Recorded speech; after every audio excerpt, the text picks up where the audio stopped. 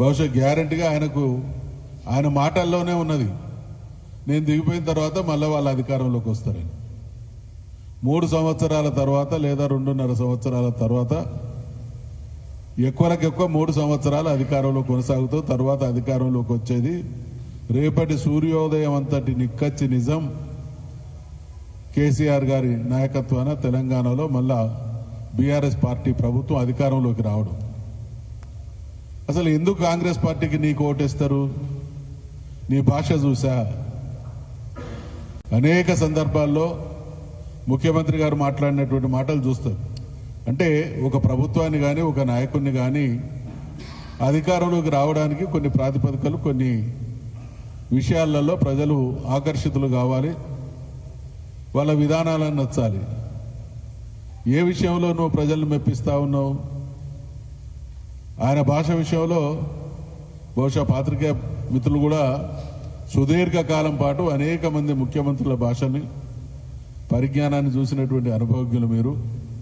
ఆయన మాట్లాడినటువంటి మాట మేము కూడా రాజకీయాల్లో సుదీర్ఘకాలం పాటు ఉన్నాం కాబట్టి ఏ నాయకుడు కూడా ఇంత దిగజారినటువంటి మాటలు మాట్లాడినటువంటి సందర్భాలు లేవు. అందరూ చరిత్ర చదువుకుంటారు, అందరూ అనుభవాన్ని గడించడానికి రకరకాల ప్రయత్నాలు చేస్తారు. బహుశా ఈయన ఇంట్లో అన్ని సామెతల పుస్తకాలు పెట్టుకున్నట్టున్నది. ఆ సామెతల పుస్తకాలు చదివి ఊకదంపుడు మాటలు మాట్లాడుతూ ఉన్నాడు. అంటే ఈయన అధికారంలోకి శాశ్వతం అనేటువంటి భ్రమంలో ఉన్నాడు కదా. దేనికి శాశ్వతత్వం వస్తుంది? మీరు మాట్లాడిన మాటలేంది? లాగుల్లో తొండరు, కండ్లు పీకు గోళీలు, పేగులు మెడలో వేసుకోవడం, బిల్లా రంగా, తర్వాత లంక బిద్దల్ని అనుకోవడం, వీటిని వాళ్ళను ప్రజలు హర్షిస్తారా? వీటిని చూసాను అధికారం ఇచ్చేది. ఒకటి, నీ భాష వ్యవహారం బాగలేదు. రెండవది, ప్రజలకు ఇచ్చినటువంటి హామీలు, అది గ్యారంటీలు కావచ్చు లేదా హామీలు కావచ్చు. ఇక్కడ మేము వేదిక మీద చాలా మందిని బీసీ బిడ్డలం, ఎస్సీ ఎస్టీ బీసీ మైనార్టీలకు సంబంధించినటువంటి వాళ్ళమే ఉన్నాం. ఏం చెప్పిండు బీసీల విషయంలో? 42% రిజర్వేషన్ల మాట చెప్పి నిన్నగాక మొన్న జరిగినటువంటి ఎన్నికల్లో ఎంత ఘోరాతి ఘోరంగా బీసీలకు ద్రోహం చేసిండో చూసినాం. 20,000 రూపాయలు ప్రతి సంవత్సరం ఖర్చు పెడతానని చెప్పి 2 సంవత్సరాలు గడిస్తే 40,000 బదులు 10,000 కోట్ల రూపాయలు కూడా ఖర్చు చేసినటువంటి దాఖలాలు లేవు. అంటే ఇచ్చినటువంటి హామీలు అమలు చేయని దాన్ని చూసి మిమ్మల్ని మళ్ళీ అధికారంలోకి తీసుకొస్తారా? గతంలో కేసీఆర్ గారు అమలు చేసినటువంటి పథకాలు ఎన్నికల హామీల కంటే భిన్నంగా కేసీఆర్ గారు రాష్ట్రంలో ఆదాయాన్ని పెంచుకునేటువంటి మార్గాలను చూసి పెరుగుతున్నటువంటి ఆదాయానికి అనుగుణంగా పెంచబడినటువంటి సంపదను పేదలకు పంచేటువంటి అనేక అభివృద్ధి కార్యక్రమాల్ని మేనిఫెస్టోకు, ఎన్నికల్లో చెప్పినటువంటి మాటలకు భిన్నంగా అమలు చేసినటువంటి మాట వాస్తవం. అటువంటి స్కీముల్లో మీకు తెలుసు, కళ్యాణ లక్ష్మి కావచ్చు, రైతు బీమా కావచ్చు, ఇంకా రకరకాల కార్యక్రమాలు ఆ రోజు అమలు చేయడం జరిగింది. ఇవాళ కేసీఆర్ ఇచ్చిన, నేను ఇందాక భూపాలపల్లిలో గవర్నమెంట్ హాస్పిటల్ నుంచి వస్తా ఉన్నా.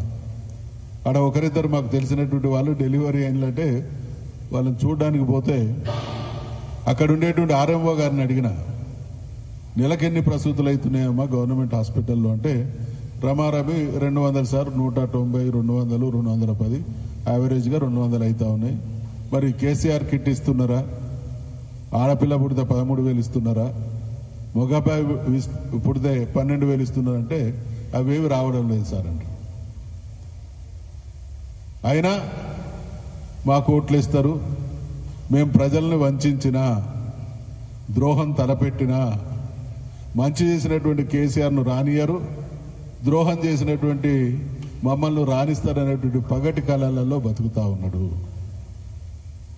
మనం పక్క దేశాలు చూస్తున్నాం, జిన్పింగ్ కావచ్చు, పుతిన్ కావచ్చు, వాళ్ళు జీవితకాలం వాళ్ళనే ప్రెసిడెంట్గా సెల్ఫ్ డిక్లరేషన్, ఇక రాజ్యాంగాలు కానీ ఇతరత్ర కానీ ఎట్లునే మనకంత అవగాహన లేదు. కానీ ఈయన దుర్మార్గం, అసలు మన రేవంత్ గారి పాలనా నైపుణ్యాన్ని కనుక పరిగణలోకి తీసుకుంటే ఒకవేళ ఉమ్మడి ఆంధ్రప్రదేశ్ తెలంగాణ రాష్ట్రం గడిచిన ఈ రాష్ట్రాలు ఏర్పడ్డప్పటి నుండి ఇప్పటి వరకు పరిపాలించినటువంటి ముఖ్యమంత్రులకు ర్యాంకింగ్ ఇవ్వాల్సి వస్తే అదముడు నంబర్ 1 రేవంత్ రెడ్డి అనేటువంటి విషయాన్ని మేము చెప్పడానికి వెనుకాడడం లేదు.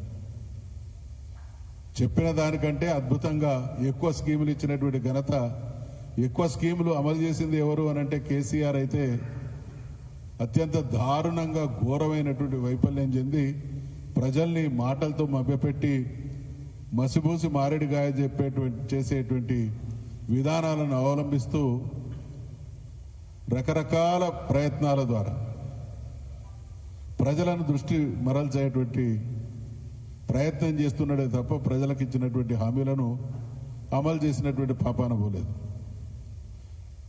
ఈ కార్ రేస్కి సంబంధించి అదేదో వృధా అయినట్టు చాలా రోజులు చాలా సందర్భాల్లో మాట్లాడు. నిన్న మెస్సీని తీసుకొచ్చి ఆట ఆడి అది మాత్రం గొప్పదంటా ఉన్నాడు. అంటే తను చేస్తానో అది గొప్పది, ఇతరులు చేస్తే అది కాదు అనేటువంటి విషయం నుండి దృష్టిని మరల్చడం.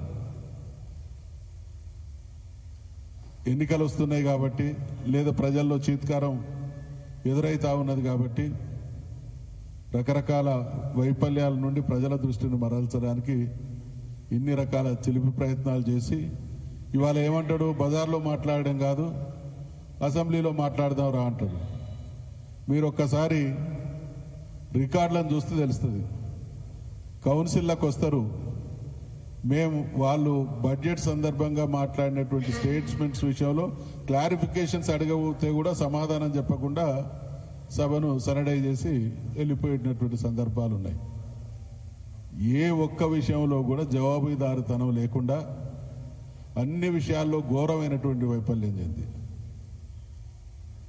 మాటల రూపేణ కావచ్చు, హామీల రూపేణ కావచ్చు, గతంలో ప్రభుత్వం ఇచ్చినటువంటి స్కీముల అమలు కొనసాగింపు విషయంలో కావచ్చు, లేదా ఇతరత్ర విషయాల్లో కావచ్చు, ఎవరికి సంబంధం లేని ప్రజలు ఈసడించుకునేటువంటి హిట్ కావచ్చు, అదేవిధంగా హైడ్రా కావచ్చు, అంటే అన్ని రకాల వైఫల్యాలకు లోనైనటువంటి ఈ ప్రభుత్వం కేసీఆర్ గారు 2 సంవత్సరాల తర్వాత రాజకీయాల్లో విమర్శలు ప్రతి విమర్శలు ఉంటాయి.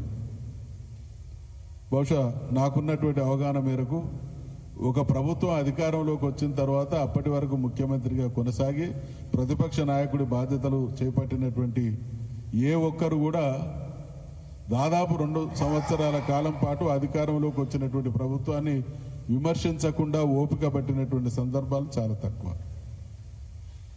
1-2 సందర్భాల్లో మాట్లాడినటువంటి మాట వాస్తవం. కానీ ప్రతిపక్ష నాయకుడిగా ప్రభుత్వం చేసేటువంటి నిర్వాకాన్ని ప్రతిరోజు లేదా సమయాన్ని బట్టి సందర్భాన్ని బట్టి విమర్శించడం అనేది ఆనవాయితీ. కానీ చాలా గొప్పగా హుందాగా జరుగుతున్నటువంటి అంశాలను సునిశ్చితంగా గమనిస్తూ వచ్చినటువంటి కేసీఆర్ గారు పరాకాష్ఠగా నీటి విషయంలో జరుగుతున్నటువంటి దగాకు వ్యతిరేకంగా ప్రెస్ పెట్టి చాలా డీటెయిల్డ్గా విషయాలు చెప్తే దానికి సమాధానం చెప్పడం పక్కన పెట్టి మళ్ళీ ఇందులో కూడా ఆయన నా పోలీసులు, ఎక్కడైనా ముఖ్యమంత్రి సొంత పోలీసులు ఉంటారండి?